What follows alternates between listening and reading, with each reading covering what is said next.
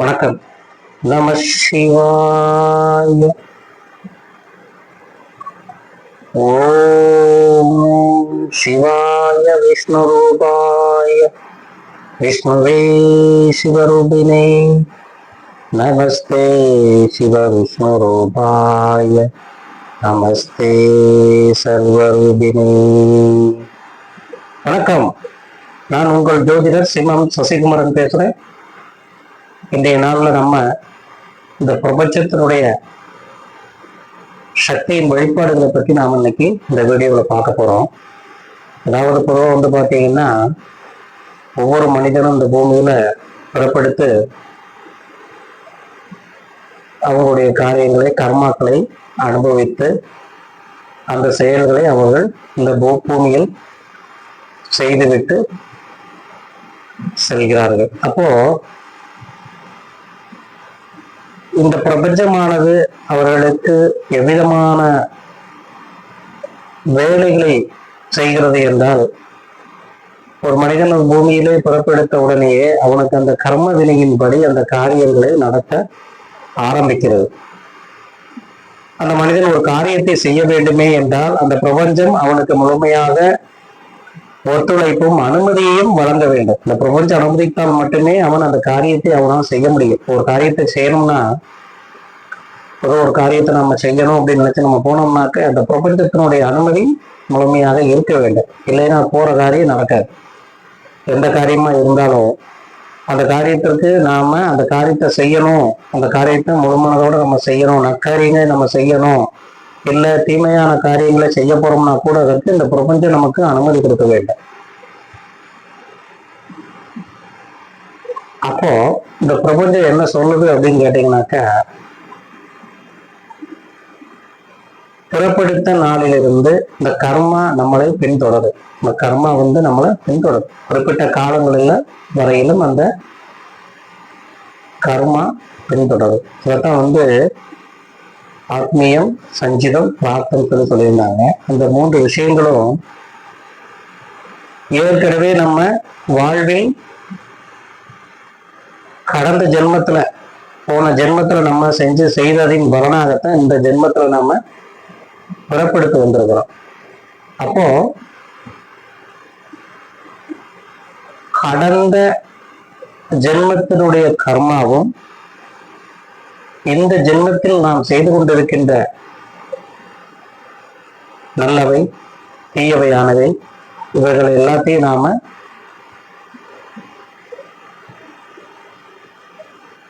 நன்மை செய்திருந்தால் அதற்கு தகுந்தார் போல நன்மையும், தீமை செய்திருந்தால் அதற்கு தகுந்தார் போல உள்ள பலாபலன்கள் நமக்கு கிடைக்கும். அப்போ ஏற்கனவே செய்திருக்கின்ற பாவ புண்ணியத்திற்கு ஏற்ப நம்மளுடைய கர்மா குறையுதா கூடுதா அப்படிங்கிறத நம்ம கணக்கு எடுத்துக்கணும். அப்படி நம்ம எடுக்கும்போது இந்த பிரபஞ்சம் அதற்கு தகுந்தாற் போல பலன்களை நமக்கு செய்து கொடுக்கும். ஒருவன் கெட்டவனாவே இருக்கிறான், இருந்துகிட்டே இருக்கிறான், கெட்டவனாவே இருக்கிறான் அப்படின்னாக்க ஒரு நேரத்துல திடீர்னு பார்த்தா இறை வழிபாடு தன்னை ஈடுபடுத்தி கொண்டு முழுமையாக இறைவன் பாதத்தில் சரணடைஞ்சிருவாங்க.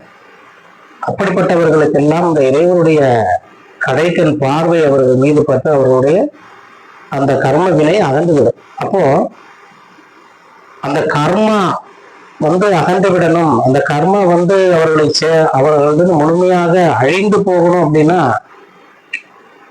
எம்பெருமானுடைய நம்முடைய வணங்கக்கூடிய தெய்வங்களுடைய அந்த கருணை கடைக்கன் பார்வைகள் இருந்தால் மட்டுமே அந்த பாவ வினைகள் அழிந்து நாம் இறைவன் பாதம் சரணடைய முடியும். அப்படி இந்த 3 விஷயங்களில் கடந்த கால அந்த கர்ம வினைகளும் இந்த ஜென்மத்தில் நாம் செய்திருக்கக்கூடிய கர்ம வினைகளும் நமக்கு கூடிடுச்சுனாக்க நம்ம இந்த பிரபஞ்சம் நமக்கு அனுமதி அளிக்காது. நற்செயல்களை செய்வதற்கு கூட நம்மளே அனுமதி செய்யாது. தீய காரியங்களை செய்து தீய வழியிலே சென்று பல துன்பங்களையும் பல கஷ்டங்களையும் அனுபவித்து அடுத்த பிறப்பெடுக்கும் ஜென்மம் நமக்கு என்ன பிறப்பு அப்படிங்கிறது நமக்கு தெரியாது. இந்த மனித ஜென்மம், இந்த மனித பிறப்பு என்பது கிடைப்பதற்கு அரிய இந்த பிறப்பு. மனிதன் தெய்வமாகலாம்னு சொல்லியிருக்காங்க. இந்த மனிதன் மனித பிறப்பிற்கு அடுத்து தெய்வ பிறப்பு.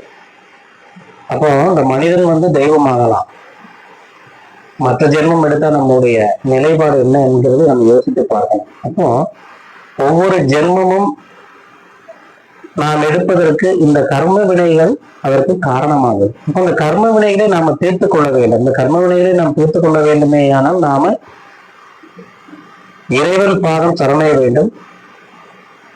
இறைவன் நமக்கு என்ன வழி வைத்திருக்கிறாரோ அந்த வழியிலே நாம் செல்ல வேண்டும். பொதுவாக இறைவன் நமக்கு ஒரு குருவை சரணடைந்து அவர் மூலமாக அந்த கர்ம வினைகளை நாம் அழித்துக் கொள்ளலாம். அப்படி நாம் அந்த கர்ம வினைகளை அழித்துக் கொண்டோமே ஆனால் அடுத்த ஜென்மம் என்பது நமக்கு இருக்காது. நம்முடைய கர்மாவே இல்லை அப்படின்னா நம்ம புறப்படுத்த போறதில்லை. அப்போ அந்த கர்ம வினைகளுக்கு ஏற்பதான் நாம் அந்த பூமியில புறப்படுத்த ஒவ்வொரு காலகட்டங்களிலும் நமக்கு அந்த கர்ம வினையின் பயனாக இன்ப துன்பங்கள் நமக்கு கிடைக்குது. அப்போ நமக்கு அந்த கிடைக்கும் போது பெரியவர்கள் சொல்லி வச்சிருக்காங்க, நம்மெல்லாம் நாடகர்கள், அதாவது நடிகர்கள். இந்த நாடக உலகில் நாம் நடிகர்கள்னு சொல்லியிருக்காங்க. அப்போ நாடக உலகில் நடிகர்கள் அப்படின்னாக்க இந்த பிரபஞ்சம் நம்மை